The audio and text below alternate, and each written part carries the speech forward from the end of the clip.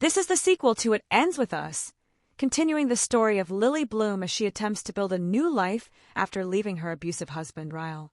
It's a story about love, second chances, and the challenges of co-parenting while trying to heal from trauma. After divorcing Ryle, Lily is trying to maintain a sense of peace for her daughter, Emerson. She's been single for over a year and a half, working hard to keep life stable, even if that means tolerating uncomfortable interactions with her ex-husband. Ryle remains controlling in subtle ways, such as having a key to Lily's apartment and dropping it unannounced. She allows it partly for convenience with co-parenting, but also because challenging him too hard might provoke him, and she knows too well how dangerous his anger can be. Despite this complicated dynamic, Lily has worked to keep things civil for the sake of their daughter. But she has never stopped thinking about Atlas Corrigan, the kind, gentle boy who was her first love and who rescued her when she was young and lost. The book opens with Atlas running his restaurants in Boston. One morning, he discovers vandalism at one of them, the word asshole spray-painted on the door, badly spelled but mocking. This triggers memories of his mother, who abused him as a child. It's clear Atlas still carries the pain of that upbringing, even as he's built a successful life. Atlas, though successful, is lonely. He still thinks about Lily, and when he sees her on the street unexpectedly, it's like all the time apart vanishes in an instant. They share a brief, charged encounter. Both are happy to see each other, but they're also nervous. Lily rushes off to work, promising to text Atlas later. She's excited but also afraid of what reconnecting might mean, especially with Ryle in the picture. As the day goes on, she overthinks everything. She knows how volatile Ryle can be, and she's terrified of how he might react if she begins dating someone, especially Atlas, who he would view as a threat. Atlas, meanwhile, is anxious when Lily doesn't text immediately. He wonders if he scared her off by coming on too strong. He confides in Theo, the teenage son of his employee Brad. Theo likes to play therapist with Atlas, and their friendship is sweet, showing Atlas's nurturing side. But Atlas can't get Lily off his mind. Eventually, he sends her a simple text. "It was good seeing you today." She replies with a brief "you too," which leaves Atlas reading between the lines, hoping for more. Meanwhile, Lily tries to navigate her tense co-parenting relationship with Ryle. He drops by unannounced, has dinner at her place, and assumes privileges that make Lily uncomfortable.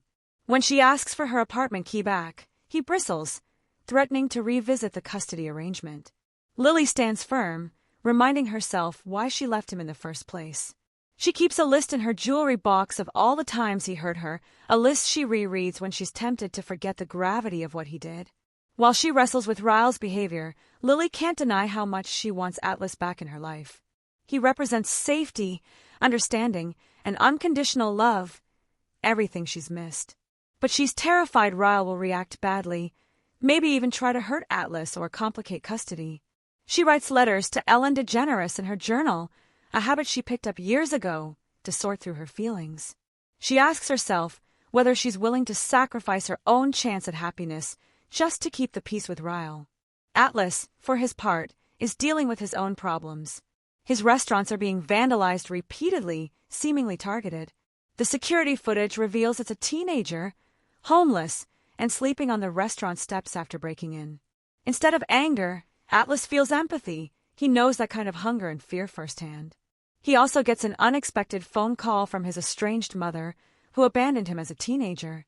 She tries to act casual on the call, but Atlas immediately senses she wants something. He hangs up on her, realizing she hasn't changed. Eventually, Atlas and Lily do talk properly. Atlas visits her flower shop and brings her lunch as a peace offering. Their chemistry is still undeniable, but Lily is so afraid of Ryle finding out that she ends up hiding Atlas in the supply closet when Ryle unexpectedly visits. It's an awkward, humiliating moment that shows just how much power Ryle still holds over her life, even after divorce. But Atlas doesn't hold it against her. He understands. Afterward, in private, he reassures her that he wants to be in her life, no matter how complicated it is. He tells her that he doesn't want to make things harder, but he's not going to give up on her either. He's patient, gentle, and persistent, everything Ryle was not. The story continues with both Atlas and Lily confronting their pasts. Atlas learns that the teen vandalizing his restaurants is actually his younger half-brother, Josh, a child from his mother's later relationship. Josh is neglected and angry, repeating the cycle of their family's trauma. Atlas feels compelled to help him. He confronts their mother, demanding she sign over guardianship so he can take Josh in. She resists, but Atlas pushes back, determined to break the cycle that ruined their lives. Meanwhile, Lily finally finds the courage to establish clear boundaries with Ryle. She tells him he can no longer have her apartment key and that their relationship is strictly about co-parenting. Ryle resists, of course, but Lily holds her ground. She's no longer willing to sacrifice her own well-being or let Ryle's feelings control her. As Atlas and Lily grow closer, they begin to imagine a real future together. Atlas even tells her he loves her, and Lily admits she's loved him for years. They share moments of sweetness and deep connection that remind Lily what love is supposed to feel like: safe, nurturing, and free of fear. In the final stretch of a story, Atlas wins custody of Josh and begins integrating him into his life. Josh is wary at first, used to being neglected and unloved, but Atlas's steady kindness begins to win him over. This subplot underscores the novel's core message that cycles of abuse and neglect can be broken with love, patience, and determination. The book ends on a hopeful note. Lily and Atlas are together, committed to navigating their complicated lives as partners. Lily knows Ryle will never truly accept it, but she's prepared to deal with his anger if it means building a safe, happy life with Atlas and Emerson. She's done sacrificing herself to keep Ryle comfortable.